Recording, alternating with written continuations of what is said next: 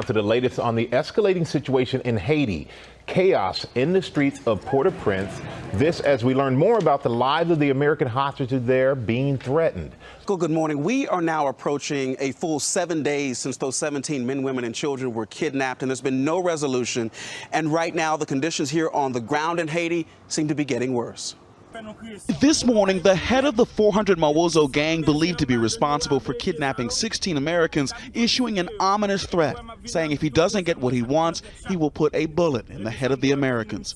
Wilson Joseph, the man you see in the blue suit, threatening to kill the American and Canadian hostages if he's not paid $17 million, $1 million per hostage. Joseph also threatening the chief of police and prime minister, saying, quote, "I will make you guys cry blood." U.S. officials now investigating that video. This as instability in Haiti escalates.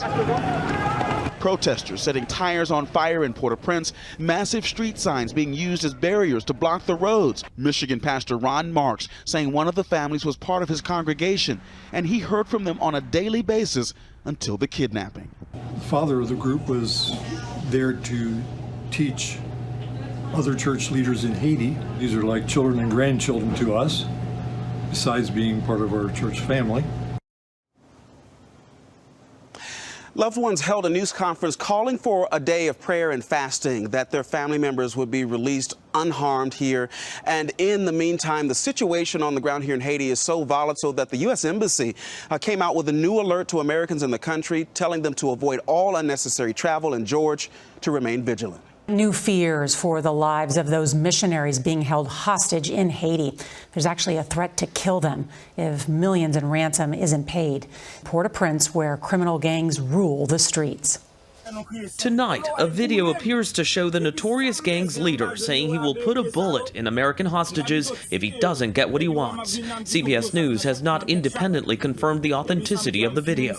The initial ransom demand was $17 million for the 16 Americans, including 5 children and a Canadian, abducted near this orphanage Saturday. They worked with Ohio's Christian Aid Ministries, where a spokesperson read a statement from their families today. We thank him that he is God, and ask him to hear our prayers and bring our families home. In Port-au-Prince, Haitians once again protested the economic insecurity as well as the violence the missionaries' kidnappings have only served to underscore. School children are not off limits. Buses full of passengers are targets too. What is your fear? He fears for his life. 29-year-old driver Charles Joel, a married father of 1, says the gangs charge an extortion fee. What happens if you don't pay? That means you cannot move, so you can't operate. Drivers for the aid group Food for the Poor can get hijacked too.